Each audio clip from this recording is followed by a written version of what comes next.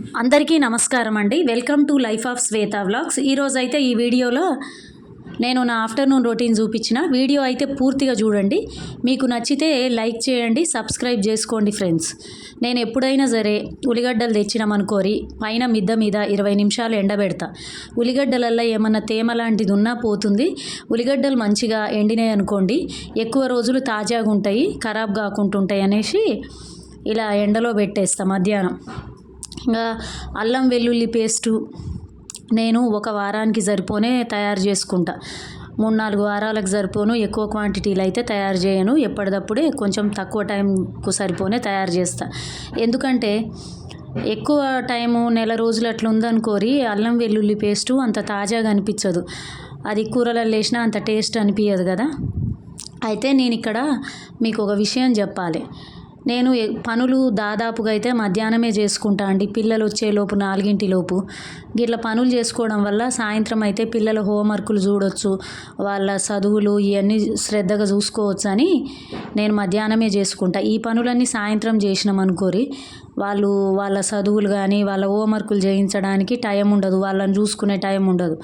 అందుకని మధ్యాహ్నం చేసుకున్నాం అనుకోరి ప్రశాంతంగా వాళ్ళ చదువుకు కొంత టైం అయితే మనము కేటాయించవచ్చు.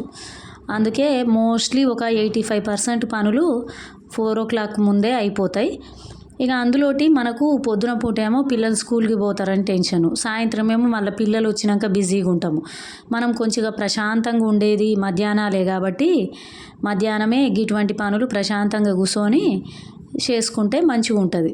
ఇక ఈ అల్లంలో పసుపు, ఉప్పు, ఎల్లిపాయలు అన్నీ వేసి మంచిగా మిక్సీ చేసుకున్నాక ఒక ప్లాస్టిక్ డబ్బాలను అయితే స్టోర్ చేసి పెట్టుకుంటా. ఇక నాన్ వెజ్ కనుకోండి, నాన్ వెజ్ తక్కువే వాడతాము. ఎప్పుడైనా నాన్ వెజ్ చేస్తే నేను అప్పటికప్పుడే రుబ్బుకుంటా అండి. కూర వండేటప్పుడే అల్లం వెల్లుల్లి పేస్టు గరం మసాలాతో పాటు రుబ్బుకుంటా, కొంచెం ఫ్రెష్ చేస్తే మంచిగా ఉంటుందని. ఇదేమో రెగ్యులర్గా కూరలో వేయడానికి ఈ పేస్ట్ అయితే యూజ్ చేసుకుంటా.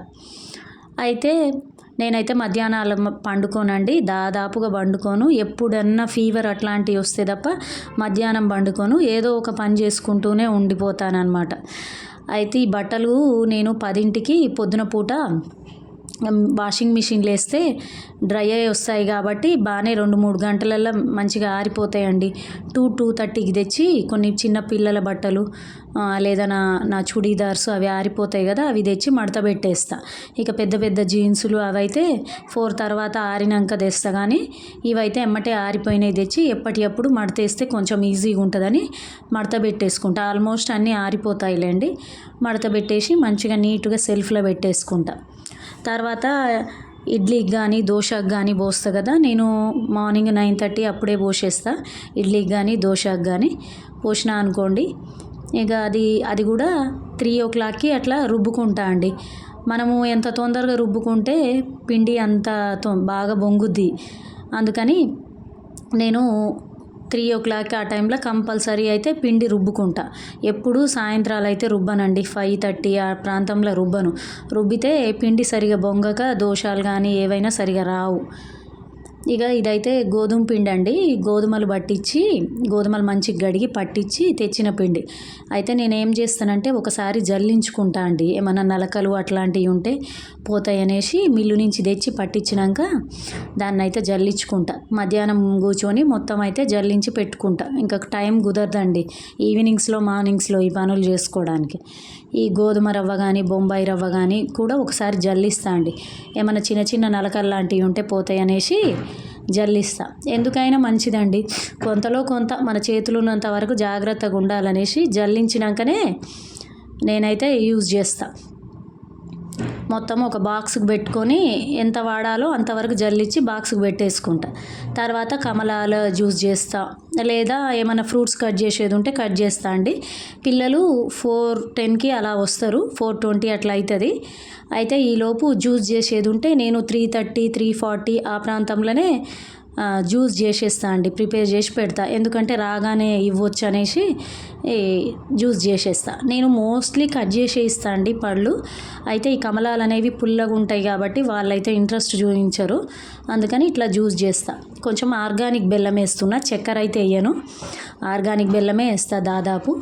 వేసేసి జ్యూస్ చేస్తా. అదే పెద్దవాళ్ళం అనుకోండి ఇక ఆర్గానిక్ బెల్లం కూడా అవసరం లేదు.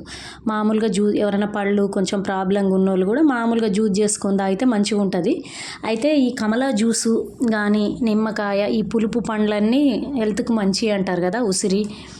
ఇవి జ్యూస్ రూపంలో కానీ లేదా పండ్ల రూపంలో కానీ నిమ్మరసం లాంటివి అప్పుడప్పుడు తీసుకోవాలంటారు. లేదా ఉసిరి కూడా చాలా మంచిది అంటారు. ఉసిరి రసం కూడా తీస్తారు కదా చాలామంది. అవన్నీ ఒక స్పూన్ తీసుకున్నా మంచిదే అంటారు. అయితే మెయిన్గా ఈ కమలా పళ్ళు పిల్లలకి కమలా జ్యూస్ కానీ ఏదైనా జ్యూసులు ఫ్రూట్ జ్యూసులు కానీ ఏవైనా పిల్లలు ఎదుగుదలకి బాగా మంచివి అంటారు కదా. నేనైతే మోస్ట్లీ ఇవ్వడానికే ట్రై చేస్తా అండి. ఫ్రూట్స్ పిల్లలకైతే స్నాక్లో పెట్టడము, తాగనివి ఇలా జ్యూస్ లాగా చేయడము ఇలా చేస్తా. నేనైతే ఎక్కువ ప్రిఫర్ చేసేది పండ్ల రూపంలో తినాలండి, పల్పు పోకుండా మంచిగా ఉంటుంది అనేసి. ఇక తర్వాత అయితే ఈ ధనియాలు కూడా నేను ఒక 2 వారాలకు అలా సరిపోనైతే మిక్సీ చేసి పెట్టుకుంటా అండి. గరం మసాలా సపరేట్గా, ధనియాల పొడి సపరేట్గా మంచిగా వేయించి పౌడర్ చేసేసుకుంటా. ఎప్పుడైనా కూరలలో అల్లం వెల్లుల్లి పేస్టు, ధనియాల పొడి ఈ 2 కంపల్సరీ ఉండాలి కదండి. ఇందులో ఏది మిస్ అయినా కూరలు అయితే టేస్ట్గా అనిపించవు. అయితే దీన్ని కూడా కొంచెం నేను ఎలా చేస్తానంటే బాగా చల్లారినాక మంచిగా కాసేపు ఉంచుతానండి. అలా ఉంచాక బాక్స్లో పెట్టుకుంటా. ఎందుకంటే ఈ వేడి మీద మిక్సీ చేసామనుకోండి మొత్తము అది పైన ప్లాస్టిక్ ఉంటుంది కదా మిక్సీ జార్కి, అది కొంచెం వేడి తగలొద్దంటారని బాగా వేడి తగ్గాకే ఇలా చేసేసుకుంటా అండి మిక్సీ. ఇక తర్వాత అయితే పిల్లలవి ఏమైనా చిన్న చిన్నవి కుట్టేవి ఉంటాయి కదండి, ఎప్పుడు తర్వాత కుడదాం అని ఇట్లా వాయిదా వేయకుండా ఈ టైంలో ఆఫ్టర్నూన్స్లో చిన్న చిన్నవి ఏమైనా కుట్టేవి ఉంటే మొత్తము చూసి అవన్నీ కుట్టేస్తాను. నీట్గా కుట్టి పెట్టుకుంటాను. ఈ సాక్సులు కానీ ఏమన్నా ఉంటే మనం కుట్టుకోగలిగేవి మిషన్ మీద కుట్టేవి కాకుండా చిన్న చిన్నవి కూడా ఈ టైంలో కుట్టేస్తాను. ఇక నా వీడియోలన్నీ యూట్యూబ్ వీడియోలు వీడియో ఎడిటింగు, వాయిస్ ఓవర్ ఇవ్వడము అవన్నీ కూడా నేనైతే ఆఫ్టర్నూన్లోనే చేస్తానండి.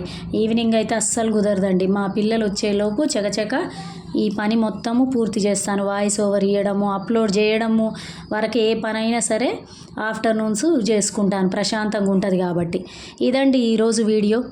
ఈ వీడియో కనుక మీకు నచ్చితే వీడియోని లైక్ చేయండి, మీ ఫ్యామిలీ ఫ్రెండ్స్కు షేర్ చేయండి. లైఫ్ ఆఫ్ శ్వేత వ్లాగ్స్ అనే ఛానల్ని సబ్స్క్రైబ్ చేసుకోండి ఫ్రెండ్స్. Thank you.